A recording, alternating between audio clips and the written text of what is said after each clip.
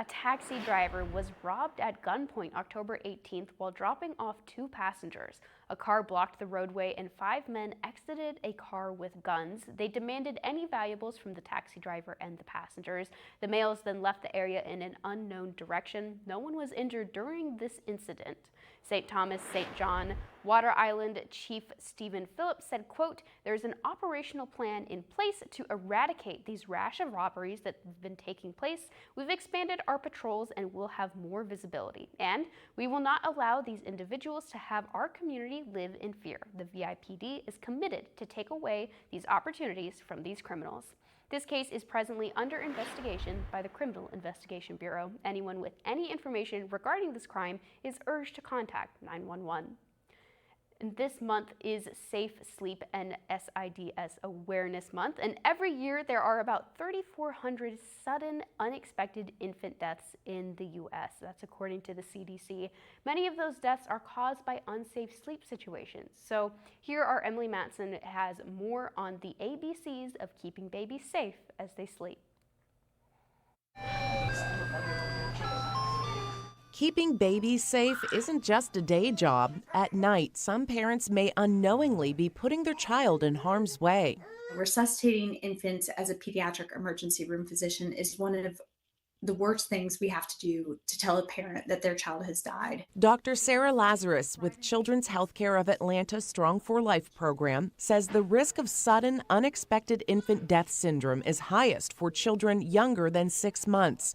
But experts say keeping babies safe when they sleep is as easy as ABC. A stands for alone. As an exhausted parent, it's so easy to make a quick decision to put your child into bed with you, but that decision can really be fatal. B is for back. Lazarus says a baby's neck isn't strong enough to prevent suffocation. As long as your child is not rolling over, they need to be truly placed on their back, that the mattress be really firm and flat, so you don't want to use any inclined sleep surfaces. And C is for clear. Your baby's sleeping area should have nothing in it but a fitted sheet. Making sure that all blankets, stuffed animals, everything is removed from that crib. And if your baby falls asleep in a car seat, you should move the child when you get to your destination.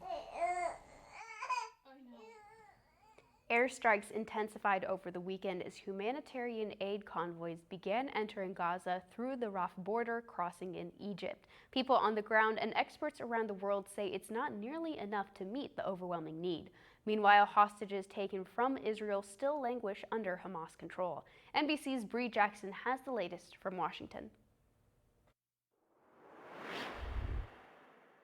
A sense of relief following the release of 2 Americans held in Gaza, Judith Renan and her 17-year-old daughter, Natalie. President Biden speaking with them from the White House. I just want to say thank you for your services for Israel. Well, look, that's been long serving. I'm just delighted we're able to get you out. We've been working on it a long time. We're gonna get them all out, God willing. The Biden administration is still working to secure the release of all the other hostages taken by Hamas terrorists. The U.S. is also increasing its military presence in the region, which includes deploying advanced missile defense systems. And this is not by way of, in terms of what we're doing by provocation. It's designed to deter, designed to make clear that no one should use this moment in any way to escalate. As the fighting intensifies, senators visiting Tel Aviv denounced Hamas's attacks. I just want to say that I grieve with all who have suffered losses, not just Israelis, but Palestinians.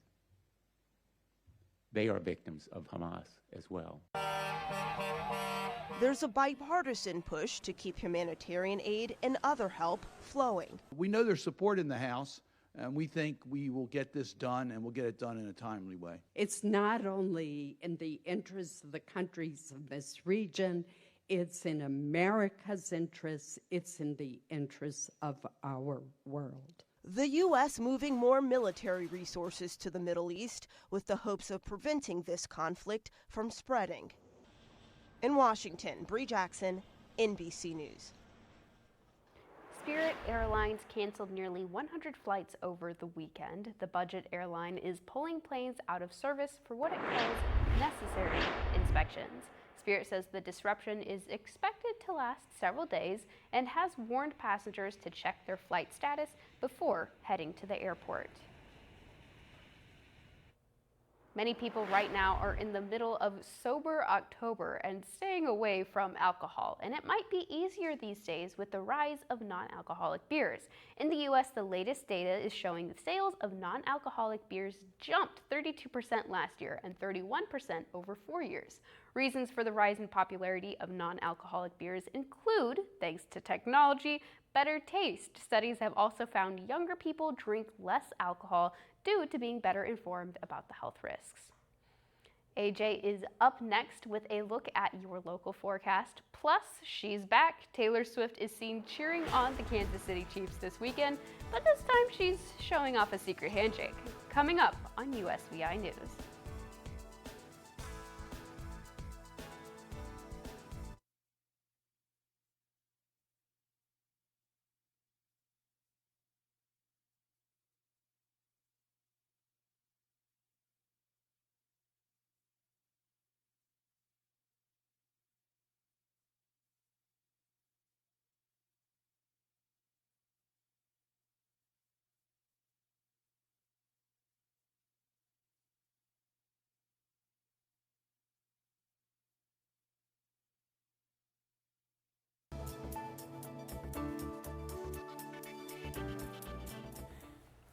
Turn things off with some time lapse for Cooper Island, British Virgin Islands. As we started off for our Monday morning, not a whole lot going on for the most part. Some clouds off in the distance, certainly a lot more quiet now that Tammy is out of our hair. Decent sunshine working on in. Will be a relatively quieter stretch of weather, so some rain chances lingering on those. Satellite across the Caribbean, of course. Further off to the north, we do have Hurricane Tammy, still 80-mile-per-hour winds as it continues to push further and further northward. Still dragging some showers and storms towards our region, but the further east you go, the better chance you see some of those showers and storms. Puerto Rico, Hispaniola, all staying dry. Bahamas, Cuba, more of the same. Nicaragua down to Costa Rica and Panama, more of the showers and storms associated with another storm system continuing to spin down there. We'll keep our eyes on that one. ABC Island staying dry and some showers and storms still hanging offshore here of Barbados and Trinidad and Tobago. Our tropical storm track here with our Tammy, a Category 1 storm right now, expected to actually strengthen possibly into a Category 2 storm over these next couple of days. Winds up towards 90 miles per hour ahead for our Wednesday.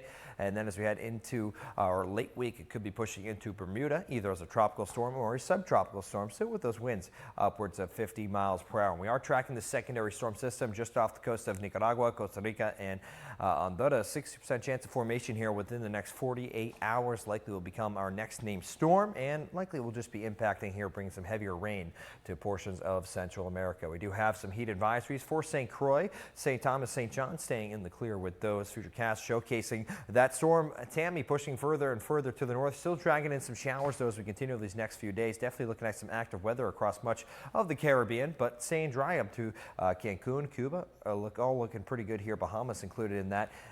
Jamaica, Hispaniola, not looking at too much unsettled weather, but dealing with some showers and storms over the course of our Monday as well as our Tuesday. Pretty much a region-wide threat. That will continue into our Tuesday evening and even into Wednesday. Could see a few more of those showers and storms. Showing the primary rain off to our west, I do think we'll see a little bit more than what this one model is predicting. The wind's a little bit different than normal coming from the west. And we typically see an easterly wind here across the Virgin Islands, but that'll be changing a bit, especially with that storm system off to our north, kind of just altering the wind all and about. Wave heights elevated off to the north where that storm still lurks on, but lower wave heights expected throughout the majority of the region. Northern tier of St. Thomas and St. John could see a little bit more wave action, and then waves starting to push back into normal heights as we continue into our end of the weekend. That storm system moving on out of here. Tuesday forecast, decent sunshine, 87 up towards 88, possibly 90 degrees for St. Croix. You're typically the warmest of them all. And then right to our 5-day forecast, those rain chances sticking with us over the course of these next 5 days. We're at 60% for our Tuesday. We're down to 40% heading into Wednesday, and those rain chances pretty much between 30 and 40% for the late week here. 88 up towards 90 for those afternoon highs. Kara? You want to take a little bit of an umbrella out with you. Yep, just be safe with it.